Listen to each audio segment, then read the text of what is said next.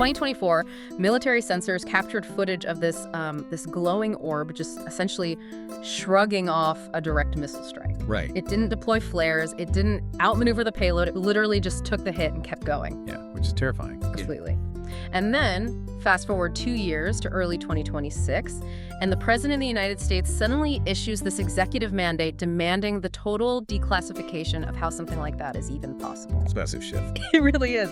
So, welcome to the deep dive. Today's stack of sources is incredibly dense.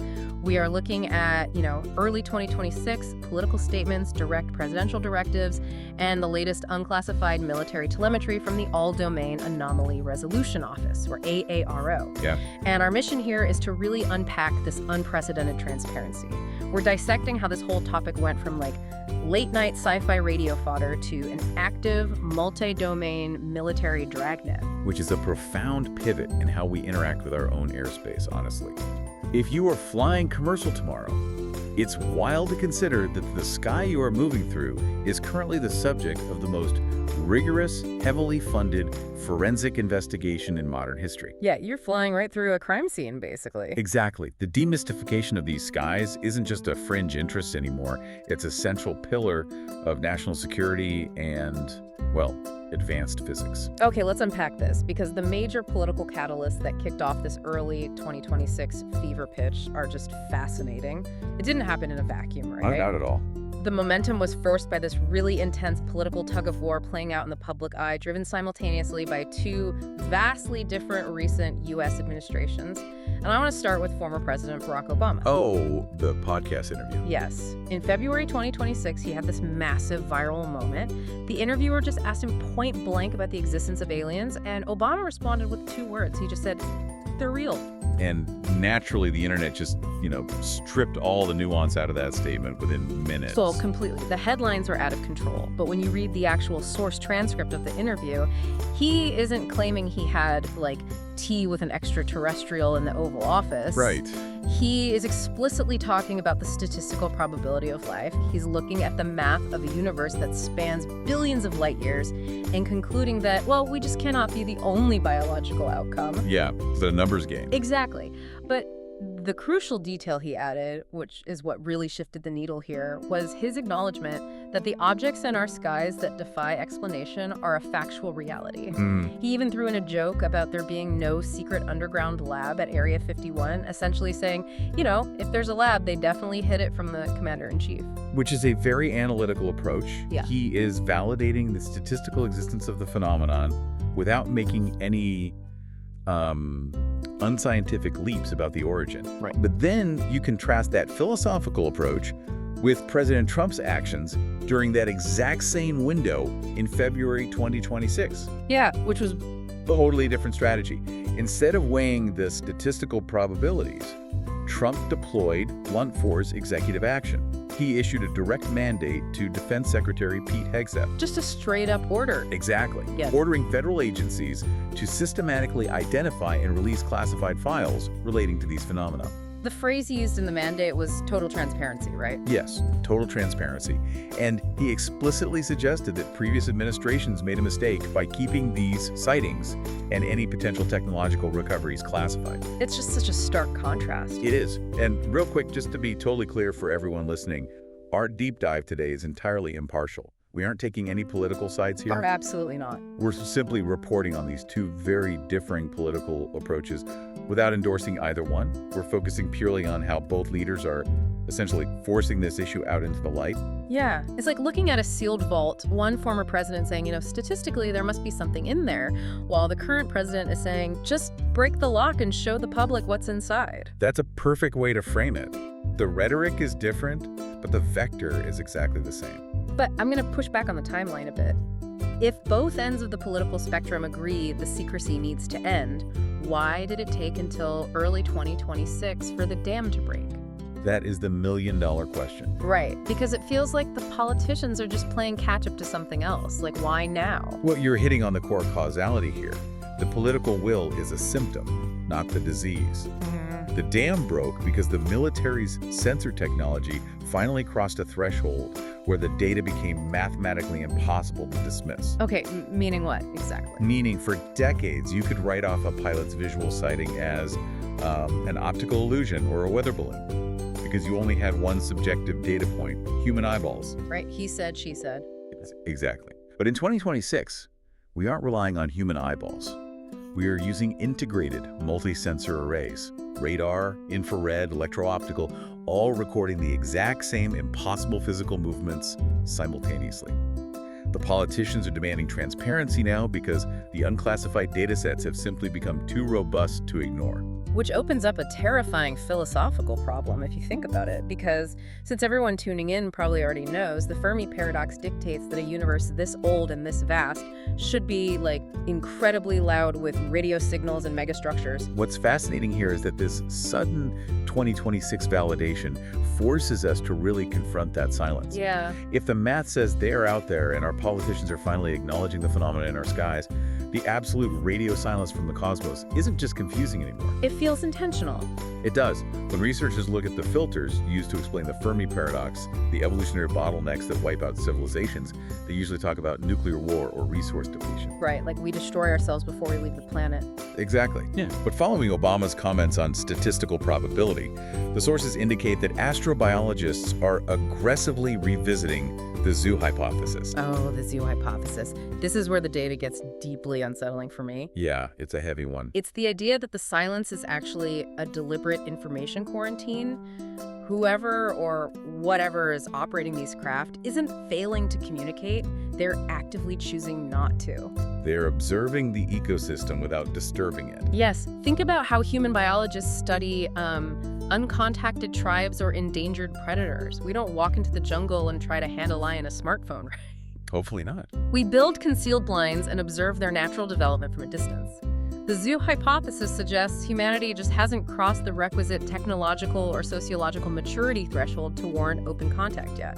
We are basically just a cosmic nature documentary playing out in real time. But the mechanics of maintaining a quarantine like that across an entire planet, I mean, that implies a staggering level of logistical restraint. Oh, for sure. It would require a completely unified directive among any observing entities to look, but absolutely never touch. But let's play that out logically for a second. Let's say we are the animals in the cosmic nature preserve. We just discussed Trump's 2026 mandate for total transparency, and we are actively upgrading our military tracking grids right now. If the animals suddenly stop eating the grass, build a radar dish, and point it directly at the concealed blind, aren't we essentially looking dead into the camera lens? Wow. I will concede that is a chilling analogy, and it perfectly illustrates the volatility of the current moment. Right. If the zoo hypothesis is accurate, the observers are fully aware that our sensory capabilities have evolved. We're no longer blind to them, which forces a sort of game theory scenario. How so? Well, when the observed subjects spot the researchers only have two choices left. They either deploy much better camouflage, or they walk out of the blind and introduce themselves. And trying to force that hand is exactly what the All-Domain Anomaly Resolution Office seems to be tasked with. Which brings us out of the theoretical zoo hypothesis and into the cold, hard, empirical data. Yeah, let's talk about ARIRO. Because ARIRO is the tip of the spear for the Pentagon's data-driven approach, right? Absolutely. They are the ones doing the heavy lifting. ARIRO's 2026 reports, spearheaded by their director, Dr. John Kozlowski, are remarkably blunt. They really are. Kozlowski's recent congressional testimony is basically a masterclass in drawing a hard line between internet speculation and empirical data.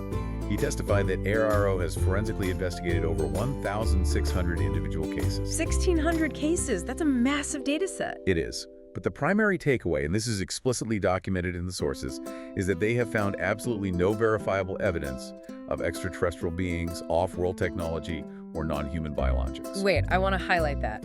Because it runs directly counter to the barrage of whistleblower claims we've seen dominating the media lately. ARIRO's official on-the-record stance is zero verifiable proof of aliens. Zero. Despite everything on social media, AARO says no proof. However, Kozlowski included this massive caveat that changes the entire complexion of that report. He admitted that a very small percentage of those 1,600 cases remain truly anomalous and require intense scientific inquiry. Yes, that phrasing, very small percentage and specifically truly anomalous, that is the linchpin of the entire investigation. But I have to push back on that phrasing.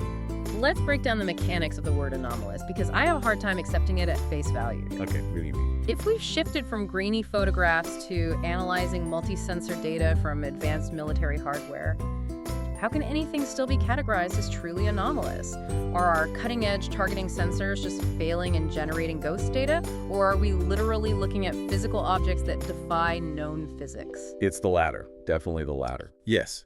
When Airdust designates a case as anomalous, they aren't saying the camera was blurry or the radar was glitching. They are saying the sensors function flawlessly. They recorded the telemetry with perfect clarity, and the resulting data profile is just physically impossible based on our current understanding of material science. Give me an example of impossible. We are talking about objects executing instantaneous right-angle turns at hypersonic speeds. A human-made craft would shatter from the G-forces, right? Yeah, the pilot wouldn't survive, let alone the airframe. Exactly. And the heat friction from moving that fast would light up on infrared like a bonfire. But these anomalies produce no heat signature, no sonic boom, and they possess no visible flight surfaces or exhaust plumes. So the sensors aren't failing. They are accurately recording the impossible. Okay, so how does the military isolate that very small percentage of impossible data from the noise of, say, weather balloons and commercial drones? Because the sources outline a very specific three-pronged playbook they're deploying right now to catch this data in real time. They do. Let's break down that playbook. The military's first priority is reducing stigma. Which is huge for the pilots. It is. This is essentially fixing the human sensor network.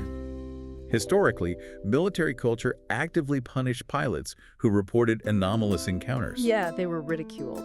Worse than that, if a Navy aviator logged a sighting, they risked mandatory psychiatric evaluations, or essentially nuking their career progression. Wow. Yeah. So AIO recognized that you cannot build a comprehensive data set if your primary observers are terrified to file a report. They are actively dismantling that stigma right now, so pilots can report raw data without fear of professional retaliation. Which clears the runway for priority number 2, which is where the real hardware comes in sensor integration. The Pentagon is actively deploying these new Gremlin sensor suites. Yes, the Gremlin suites. These are fascinating because they fundamentally change how we monitor the sky. Legacy radar systems were built with very specific parameters. They look for the large cross-sections of enemy bombers or the distinct thermal exhaust of a jet engine. Right, they know what an F-16 looks like. Exactly. So if an anomaly doesn't have wings or an exhaust plume, legacy systems might just filter it out as a background glitch. But the Gremlin suites are bespoke multi-domain nets. They integrate radar, electro-optical, and infrared into a single, cohesive observation profile. It's like upgrading from a cheap disposable camera to a 4K motion tracking security system. That's a great analogy. The best way to visualize the Gremlin deployment is like throwing flour on the floor to catch an invisible man.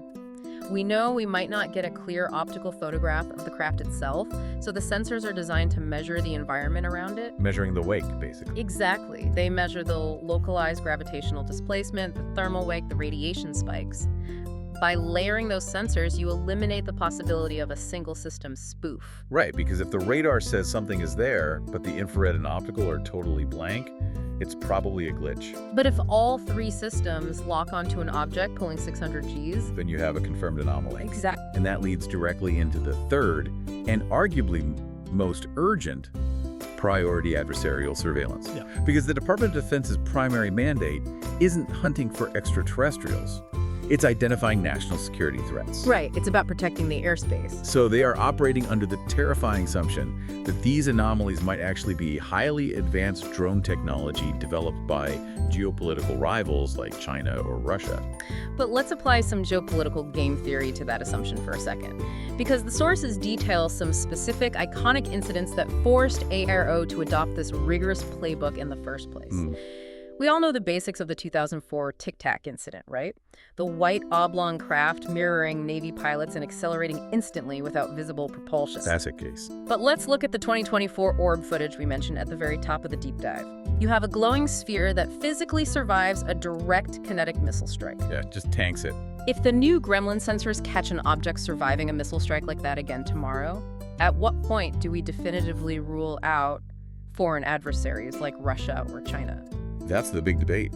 I'll concede that the adversarial drone theory creates a massive strategic paradox. Nations pour trillions into advanced weaponry, specifically to leverage it on the global stage. To project power. Yes. So if an adversary possessed a propulsion system that rendered conventional air defense utterly obsolete, a platform immune to missile strikes, and capable of hypersonic transmedium travel, it makes zero strategic sense to keep it entirely hidden while simultaneously bogging down in costly conventional geopolitical conflicts. Exactly. I mean, why negotiate trade tariffs or fight messy proxy wars over borders if you hold the ultimate technological trump card? It makes no sense. It's not just a next-generation stealth coding. It is an entirely different branch of physics. And that paradox is what keeps defense intelligence analysts awake at night. To replicate the kinematics of the Tic Tac or the survivability of the 2024 orb, a rival nation wouldn't just need a better engineering lab. They would need a century-long leap in fundamental physics. Developed in total isolation. Right, developed in total secrecy, without any of the underlying theoretical research leaking into the global academic community.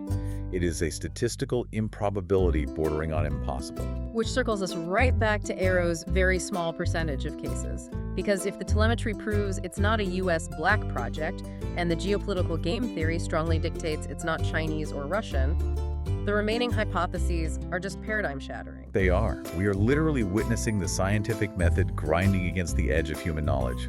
The mystery has been thoroughly legitimized now. Yeah. Between the viral political validation from figures like Obama, the unyielding declassification mandates from Trump, and the cold, multispectral data streaming in from the Gremlin arrays, the conversation has permanently shifted.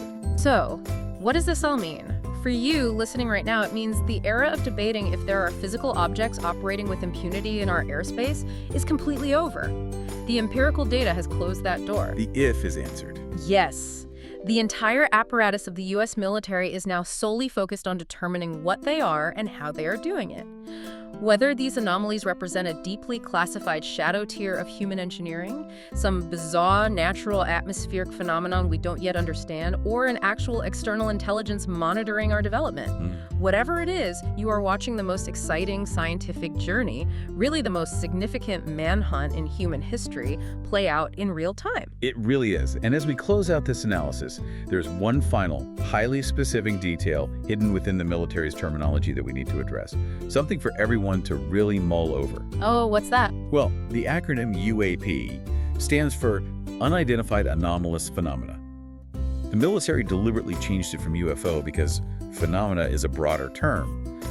But more importantly, the official Department of Defense definition of a UAP explicitly includes objects that demonstrate transmedium travel. Meaning they don't just fly in the air. Precisely. The telemetry data shows these objects transitioning from the vacuum of low Earth orbit down through our atmosphere and plunging directly into the ocean. Without slowing down. Without decelerating and without causing a splash. They operate with the exact same impossible kinematics underwater as they do in the air. Wow. So if the Gremlin grids eventually confirm these anomalies aren't originating from deep space, and the intelligence community proves they aren't adversarial drones from foreign soil, we have to reconsider the point of origin. We do. What if the observers aren't looking down at us from the stars?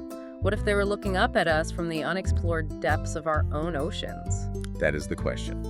The scientific mandate is to follow the data, no matter how profoundly it alters our understanding of our own planet. And right now, that data is pouring in from every single domain. Thanks for joining us for this deep dive into the 2026 UAP landscape. Keep your eyes on the data, and whether you're looking up at the sky or down at the water, keep questioning the unknown. We'll catch you next time.